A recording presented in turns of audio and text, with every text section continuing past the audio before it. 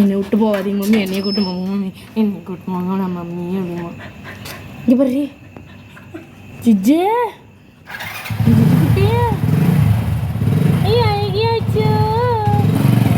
Hi friends, வாங்க.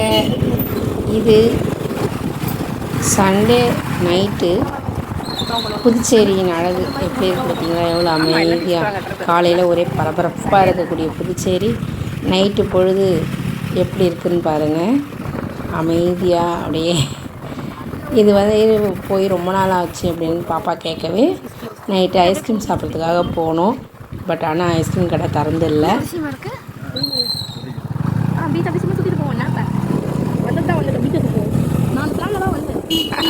எனக்கு தெரியும் நம்ம ஒன்று நினச்சி போகிறோம்னா அது மூடி இருக்குன்றது எனக்கு தெரியும். பீச் இருக்கு, குளிர் நேரம் மூடி இருக்கா? அது அதான் கேட்குறேன். சண்டே வச்சேன் போட மாட்டேன். இந்த சண்டே போய் நாளைக்கு வந்தாமல் தான் சொல்லிட்டாங்க. ஆசிரமம் போட்டலாம்.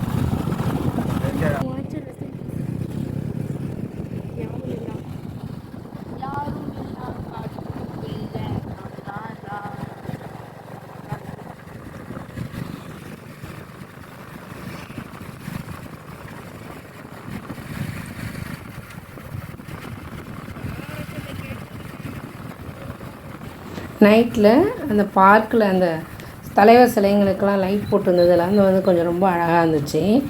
அதுவும் அந்த குடியரசு தினத்தப்போ எல்லாமே ரொம்ப வெளிச்சமாக லைட்டுங்க நிறைய போட்டிருக்கோம். அது ரொம்ப அழகாக இருக்கும். பட் ஆனால் அன்றைக்கி வர முடியல அப்படின்றதுனால இன்றைக்கி இந்த சண்டே அன்றைக்கி வந்தோம்.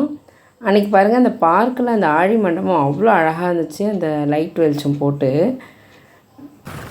கலர் கலராக லைட் போட்டு ரொம்ப அழகாக இருந்துச்சு.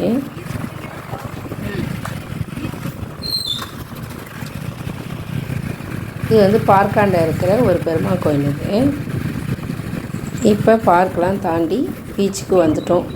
அங்கே வந்து செம காற்றழுத்த தாழ்வு மண்டலம் இருக்குது அப்படின்னு சொல்லவே செம காற்றாக இருந்துச்சு பீச்சில். அங்கே ஏதாவது ஹோட்டல் இருக்குமா, எதுவும் இருக்குமான்னு பார்த்தோம். அதெல்லாம் எதுவுமே இல்லை, எல்லாமே க்ளோஸ்டாக இருந்துச்சு. அப்படியே அங்கேயே ஒரு ஸ்டில் எடுத்துக்கிட்டு சரின்ட்டு கிளம்பிட்டோம். இவ்வளோ தூரம் வந்துட்டு அலைகளை ரசிக்காமல் போனால் எப்படி அப்படின்னு சொல்லிட்டு பீச்சு மேலே ஏறி பார்த்துட்டு கிளம்பிட்டோம். இரவு நேரத்தில் அலைகளோட சத்தம் ரொம்ப அதிகமாக இருக்குல்ல ஃப்ரெண்ட்ஸ்.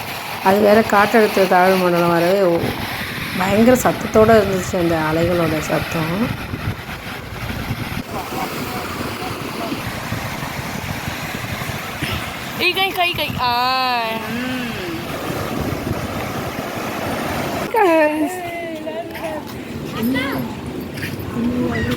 அது கொஞ்சம் பாருங்க. அந்த நேரத்தில் அந்த பக்கம் ஒரு லேபர் டாக் ஒருத்தங்க ரொம்ப அழகாக அதை கொஞ்ச நேரம் கொஞ்சிட்டு கிளம்பிட்டோம். வந்தோம் போனோம்.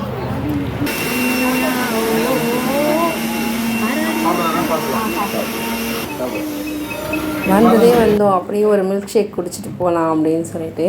எப்பயுமே இது வந்து எப்பயாவது ரொம்ப ரேராக நடக்கும் இந்த விஷயம். நைட்டில் இந்த மாதிரி 12 மணிக்கு வந்து அந்த ரிச்சியில் ஐஸ்கிரீம் சாப்பிட்டு போகிறது. இன்றைக்கி ரிச்சி க்ளோஸாக இருக்கிறதுனால அப்படி ஒரு 3 பேரும் ஒரு மில்க் ஷேக் ஆர்டர் பண்ணி குடிச்சிட்டு கிளம்பிட்டோம். மறுநாள் கிருத்திகைக்கான வேலைகள் பார்க்கணும் இல்லைங்களா, அதனாலே சீக்கிரமே கிளம்பிட்டோம். காலையில் எழுந்து தான் வீட்டெல்லாம் துடைச்சேன். கிருத்திகை அன்னைக்கு வீட்டெல்லாம் துடைச்சி ரெடி பண்ணி படைக்கிறதுக்கு இது பண்ணும்போது படைக்கிறதுக்கு வரைக்கும் வடை சுட்டுக்கிட்டேன். அதுக்கப்புறம் பார்த்திங்கன்னா கரண்ட் ஆஃப் ஆகிடுச்சு ஃப்ரெண்ட்ஸ். அதுக்கப்புறமா தான் நான் வடையை வந்து ஆட்டுக்கல்ல ஆட்டி போட்டிருந்தேன். எப்பயுமே முந்தின நாள் தான் செஞ்சு வச்சுருவேன் வேலைகளை. ஆனால் அன்றைக்கி சண்டேன்றதுனால நான்வெஜ்லாம் எடுப்போம் இல்லையா, அதனால் அன்றைக்கி செய்ய முடில. அதுக்கப்புறம் காலைல எழுந்து வீட்டை துடைச்சிட்டு என்ன லஞ்சு செய்யறதுன்னு யோசித்தேன். டக்குன்னு ஒரு சாம்பார் சாதம் செஞ்சுருவோம் அப்படின்னு சொல்லிவிட்டு ஒரு பக்கம் பருப்பு வேக போட்டிருந்தேன். உடனே ஒரே ஒரு வெங்காயத்தை மட்டும் அரிஞ்சு போட்டு கொஞ்சமாக தான் இருந்தது அவரைக்காய்.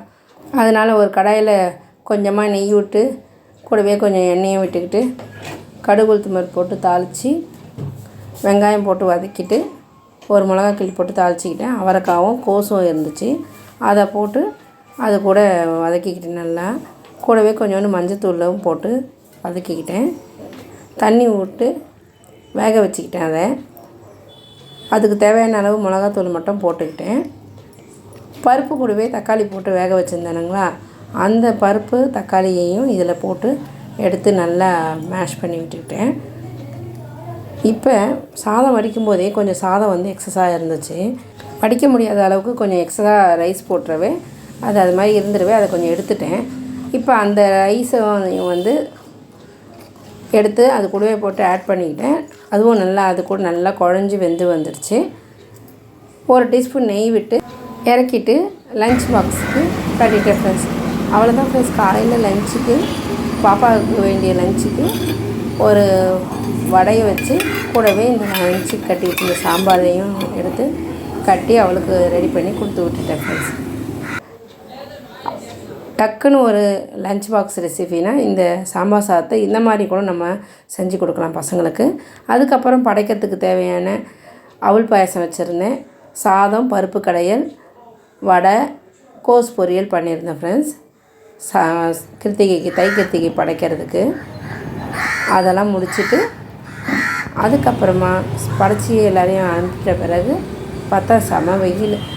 இப்பயே இவ்வளோ வெயில் காயுது அப்படின்னு நினச்சிட்டு அதுக்கப்புறமா தான் துணியெல்லாம் காய வச்சு சாமான்லாம் கழுவிட்டு கொஞ்ச நேரம் சாப்பிட்டுட்டு ரெஸ்ட் எடுத்தேன் ஃப்ரெண்ட்ஸ்.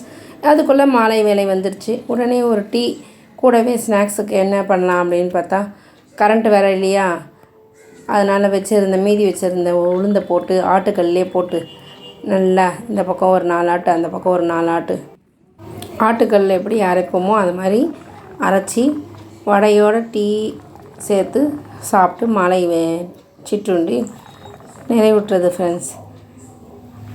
கரண்ட் இல்லையா, அதுதான் பெரிய வருத்தமாக போச்சு. அதே மாதிரி பசங்களுக்கு வந்து இந்த மாதிரி செஞ்சு கொடுக்குற வடை வந்து ரொம்ப பிடிக்கும். இது வந்து ரொம்ப சாஃப்டாகவும் இருக்கும், ரொம்ப சாஃப்டாக கிறிஸ்பியாக இருக்கும். இந்த ஒன்றும் பாதியமாக அரைக்கிறது, மிக்ஸி கிரைண்டரில் போட்டு அரைக்கிறத விட இந்த ஆட்டுக்கல்லில் போட்டு அரைக்கிறது, இந்த 4 வடையாக இருந்தாலும் ரொம்ப திருப்தியாக இருக்கும் ஃப்ரெண்ட்ஸ். ஒரு அரை அழகு போட்டோன்னா இது வந்து பசங்களுக்கு 2 ஈடாக போட்டு இது மாதிரி ஆட்டினா அழகாக சாப்பிட்டுடுங்க பசங்க. இது பார்த்திங்கன்னா ஃப்ரீயாக இருந்தாங்கன்னா பசங்களே அரைக்க சொன்னால் அவங்க ஜாலியாக இதில் குட்டியோண்டு இருக்குது இல்லைங்களா, இதில் அரைப்பாங்க. இது கூட வந்து நீங்கள் இஞ்சியும் பச்சை மிளகாவும் சேர்த்து கூட நீங்கள் அரைச்சிக்கலாம். ரொம்ப கிறிஸ்பியாக டேஸ்டியாக இருக்கும் ஃப்ரெண்ட்ஸ் இந்த ஆட்டுக்கல்லில் அரைக்கிற வடை. இது மாதிரி வந்து எப்போயாவது கரண்ட் ஆஃப் ஆகிடுச்சுன்னா நீங்கள் இந்த மாதிரி டிப்ஸ் யூஸ் பண்ணி பாருங்கள் ஃப்ரெண்ட்ஸ். இது இல்லைனா அந்த இஞ்சி பூண்டு இடிக்கிற இதுலேயே கூட ஒரு நல்லா இடித்து கொடுத்தீங்கன்னா பசங்களுக்கு டேஸ்ட்டான ஒரு வடையை கொடுக்கலாம் ஃப்ரெண்ட்ஸ். கரண்ட் இல்லையேன்னு சொல்லிட்டு நம்ம இது பண்ணாமல். ஓகே ஃப்ரெண்ட்ஸ், இந்த நைட் அண்ட் டே, எல்லோரும் டே அண்ட் நைட் தான் சொல்லுவாங்க, இது ஆனால் நைட் அண்ட் டே என்னுடைய தை கிருத்திகை ரொட்டீன்ஸ் வந்து உங்களுக்கு உங்களோட ஷேர் பண்ணிக்கிட்டேன். ரொம்ப டேஸ்டியாக வந்தது ஃப்ரெண்ட்ஸ். ரொம்ப அப்படியே ஃப்ளஃபியாக இருக்குது பார்த்திங்களா, அந்த மாவு ரொம்ப நல்லா இருந்துச்சு. அவ்வளோதான் ஃப்ரெண்ட்ஸ், இந்த வீடியோ முடிஞ்சுது. இதோட இந்த நைட் அண்ட் டே ரொட்டீன் வந்து உங்களுக்கு பிடிச்சிருக்கோன்னு நினைக்கிறேன். இந்த வீடியோ பிடிச்சிருந்தா லைக் பண்ணுங்கள், ஷேர் பண்ணுங்கள், மறக்காமல் சப்ஸ்கிரைப் பண்ணிவிட்டு பாருங்கள் ஃப்ரெண்ட்ஸ். அப்போ தான் நாங்கள் போடுற எல்லா வீடியோஸும் உங்களுக்கு நோட்டிஃபிகேஷனில் வரும் ஃப்ரெண்ட்ஸ். அன்றைக்கி இருந்த மதியம் செஞ்ச சாம்பாரோட ஒரு டீ, சாம்பார், வடை, இதோட என்னுடைய தை கிருத்திகை ரொட்டீன் vlog வந்து முடியுது ஃப்ரெண்ட்ஸ். இந்த வீடியோ பிடிச்சிருந்தா லைக் பண்ணுங்கள், ஷேர் பண்ணுங்கள், மறக்காமல் சப்ஸ்கிரைப் பண்ணிவிட்டு பாருங்கள் ஃப்ரெண்ட்ஸ்.